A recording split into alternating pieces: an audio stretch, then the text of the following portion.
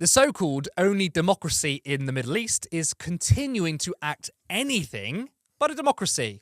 That's right. Israel has invoked sanctions on Israeli newspaper Haaretz. Israel's government approved on Sunday a proposal by Communications Minister Shlomo Kari that mandates any government-funded body refrain from communicating with Haaretz or placing advertisements in the paper. The proposal was approved by Prime Minister Benjamin Netanyahu. The decision, according to the government's explanation, is a reaction to many editorials that have hurt the legitimacy of the state of Israel and its right to self-defense, and particularly the remarks made in London by Haaretz publisher Alma Shokin that support terrorism and call for imposing sanctions on the government. Now, this isn't the first time Israel has cracked down on the media. They also went for Al Jazeera. Both publications have held Israel accountable rather than push out pro-Israel Zionist propaganda. Lewis, we often hear the term, as I said earlier, from Western leaders that Israel is the only democracy in the Middle East. Well, attacking media organizations that hold them to account is anything but a democracy. It's so frustrating because, I read Israeli media every single day just to see what's going on there. I read Haaretz every day. I read the Jerusalem Post, Times of Israel, just to see what's going on. And this is what frustrates me about kind of the West in terms of Western media, Western politicians, is that they're not portraying the truth of what type of state Israel is in terms of all the stories that are going on there right now. Not only have we got Benjamin Netanyahu leaking Benjamin Netanyahu's team, a guy that works for his team last week got indicted for leaking fake intelligence to the media. Just today, a bill is getting discussed to sell off what is equivalent of their BBC because it's too critical of the government, so they're trying to get rid of it. As you said, we've got Al Jazeera that they've completely kicked out of Israel and the occupied territories. No, they raided their office, like a full-on police raid, which was live streamed, and now they're going after Haaretz. They are, if we're going back to that word, they are tyrannical. On top of that, just to add the cherry on top of the cake, they're also trying to introduce a bill in Parliament right now so Benjamin Netanyahu can change the rules as to who investigates the government on what happened during October 7th, right? So currently the process looks like this, that the Supreme Court Justice, the guy who's the head of the Supreme Court, appoints an independent panel to investigate failures of the government. They're trying to change that so the government can appoint their own panel on who's going to investigate their own failures in the government. To me, this just sounds like a government who is consolidating power, eliminating the media. And on top of that as well, just to add another story into the mix, a left-wing politician, an MK, which is equivalent to an MP over here, a member of the Knesset, got suspended for 6 months for the same thing that happened in Haaretz, because they were angry at the editor for using the word freedom fighter when referring to Palestinians. She did not say Hamas. She did not use those words. She regrets it and says that maybe they should have clarified exactly who they were referring to. But this is what happened with this MK last week. They got suspended for using the term freedom fighters in reference to Palestinians, and they have now been kicked out of the Knesset for 6 months. A democracy, Curtis? A democracy? Absolutely not in any way. Yeah, I want to ask, what implication do you think this is going to have on reporting? Obviously, Al Jazeera was attacked, but we still do get coverage from them. Overall, Haaretz, Israel's oldest newspaper, has been good on holding Israel to account. But do you think this is going to be a lot harder for us, us at Turn Left or other British publications, to report on Israel if we have far less information about what's happening in Gaza?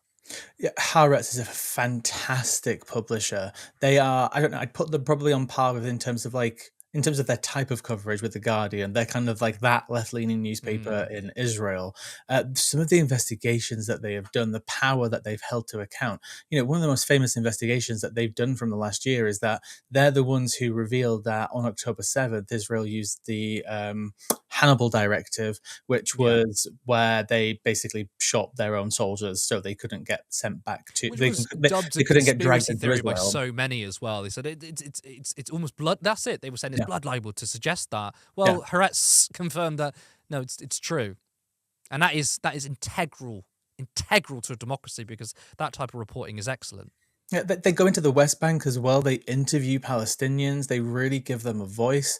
There's obviously people in there who aren't as like left. They do still have conservative people who actually work for the outlet. They do have a wide range of opinions, and their opinion section is really great. But again, this is just another attack on democracy, another attack on the press, and this is what they're going to keep doing. They're slowly getting rid of any systems, any forms of accountability against themselves, and it's very scary. And also, as well, in terms of the long term, Israel is becoming less of a secular society. So when it gets to the point where it is more highly religious, and those people, a lot of the institutions are still held by, they're still quite secular in a way. The army is actually overwhelmingly quite secular, and they're actually scared that once the religious population outnumbers, the more orthodox population outnumbers the secular population, that they're essentially going to go into like a full-blown Jewish nationalist state, which has the massive religious element inside of it. And they're setting up all these systems essentially for them to be taken over by religious zealots in the future. So they're essentially shooting themselves in the foot for short-term gain of being held accountable. As well, I was reading that the Attorney General is against pretty much all of these moves. She's constantly writing open letters against the government about all these moves, all these anti-democratic moves that have been put against Israel, its politics, its systems, and its people. And nobody's talking about it in the West. Literally no one. No one. It's barely being reported on. Well, I mean, a lot of the excuses you get from governments in a time of war is that, well, when you have dissent, it's dangerous and it's undermining our war efforts, right? I've always hated that. I criticised Zelensky when, the Russia-Ukraine war first broke out.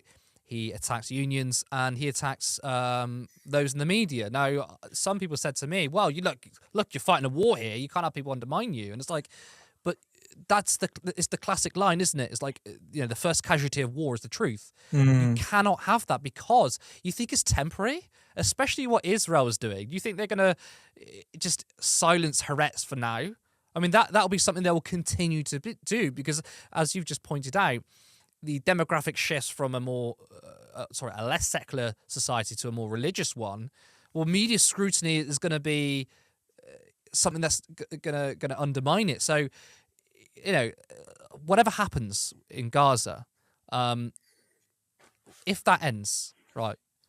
I mean, it will end, but when that ends, Israel aren't going to suddenly go back to like a fully democratic state. Or I mean, I don't think they ever were fully democratic, but they're not going to go back to what it was before. They're going to keep a lot of the changes they got now because they might say, well, we need to silence the media now because we could go back to what happened before. It's always an excuse just to grab power. Yeah. Just to give you an example as well, the type of media that Benjamin Netanyahu does like, and this was a story that Haaretz reported on a couple of months ago. I can't remember if it's Channel 12 or Channel 14, so take that with a grain of salt. But there is a TV channel in Israel that Benjamin Netanyahu appeared on for his first sit-down interview. It was about 7 months into the war. It was in around June time of this year.